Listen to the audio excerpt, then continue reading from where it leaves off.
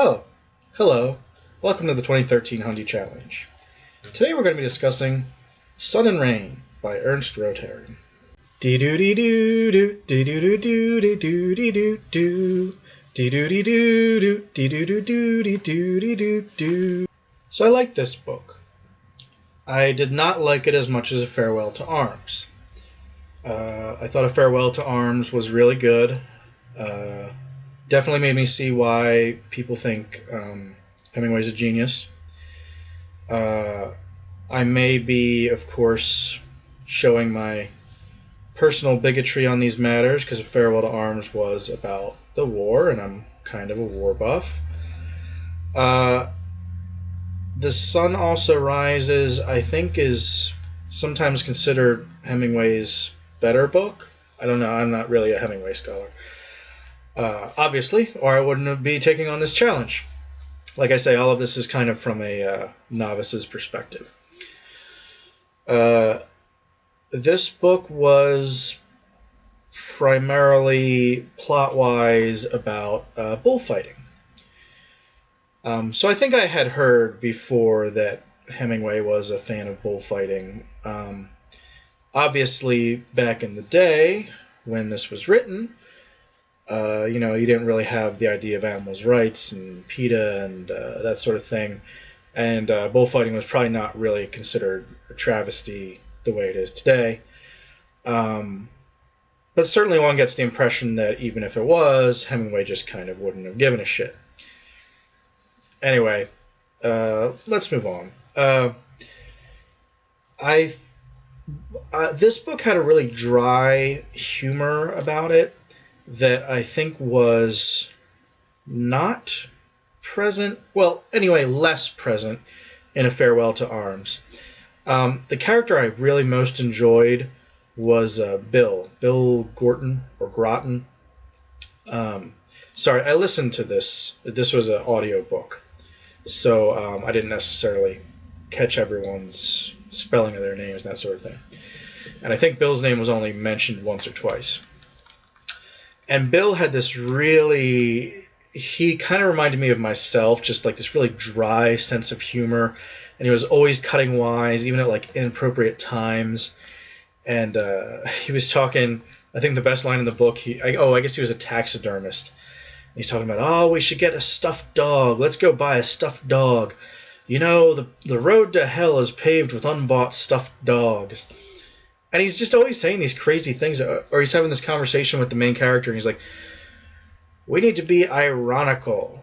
Say something ironical. And he just kept saying, say something ironical, and the main character kept trying so he would shut up. And he's like, that's not ironical. You don't understand irony.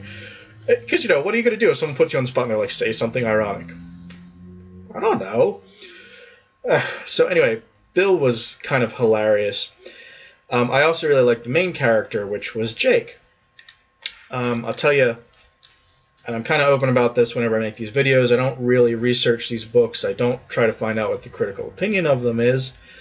That being said, I couldn't help, when I logged on Goodreads to update this book, it caught my attention that everyone was talking about how Jake was impotent.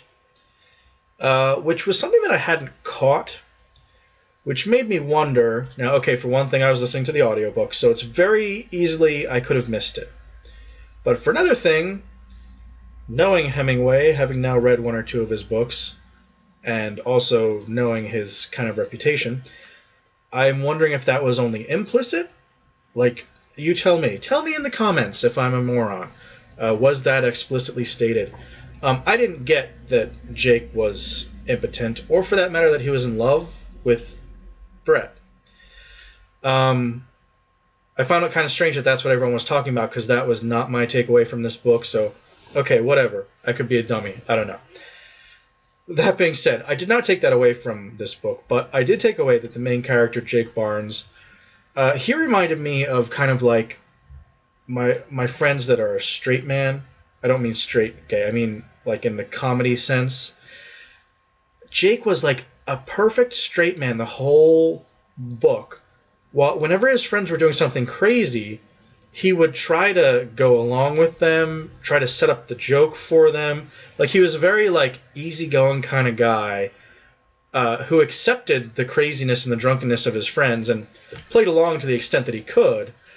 And it was very amusing to see that he clearly recognized their stupidity, but he makes no comment on it. He's just like, they were my friends. And, he had a very, very subdued, prosaic style. And so it was kind of hilarious listening to his narration for much of the time, too. So I really like those two characters. Unfortunately, those were not the main characters in the book. So let me kind of go over the plot a little bit. I don't even know how to make this long story short. Anyway, there's this Jewish kid who's a boxer named Cohn, Robert Cohn, I think, who was a boxer at Princeton. And the object of everyone's love is this lady, Brett Ashley, who I gather married into her name but still went by lady. Married into her title or peerage or whatever you call it. And then there is a Scotsman who is bankrupt. I guess we don't learn that till the end. So spoiler alert on this 90-year-old book. Named Mike. And Mike is also kind of a cut-up, but I didn't share his sense of humor as much as I did with Bill. Anyway, Cohn and Mike are both in love with Brett. And like I said, I'm reading the reviews on Goodreads, and they're talking about how Jake is in love with Brett too. And I'm like, I never took that away. But explicitly, Cohn and Mike are in love with Brett, and they're kind of fighting over it. And Brett has had affairs with both of them because she's just kind of whatever. She's flippant. She doesn't care. She's the idle rich. Of course, it turns out she's not really the idle rich. Anyway, whatever. She passes herself off as the idle rich. So Cohn tries to pick a fight with Mike, but instead he beats up Jake, the narrator, who is his friend.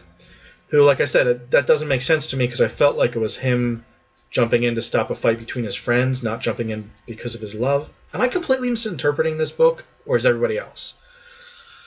Anyway, tell me in the comments. Let me know what you think. So, first Cohn beats up Jake for no reason. Then Brett falls in love with this bullfighter. And Jake being a bullfighter, the main character, Jake being a bullfight fan, he meets this bullfighter. He's like 19, introduces him to Brett, and they also have a torrid love affair. And Cohn goes and beats up the bullfighter. And Mike says, oh, let's kick him out. Of course, he doesn't end up with Brett anyway. So it's kind of like this. It's not like a comedy of errors. It's almost like a tragedy. It's kind of tragic that all these people just can't, seem to get their shit straight. And ultimately, it kind of turns out that everybody's bankrupt and everybody's sad and everybody's part of the lost generation and all that kind of stuff. So, I really liked this book. Like I said, I didn't like it as much as A Farewell to Arms, but it had some very interesting subject matter. And like anything with Hemingway, it's very much everything's implicit rather than explicit. So definitely check it out. Definitely worth a read or a listen. Oh, I forgot to mention William Hurt was the narrator in this one, so that was really enjoyable, hearing his Scottish accent and his impersonations. He was actually really good. So thanks for tuning in. We will see you next time.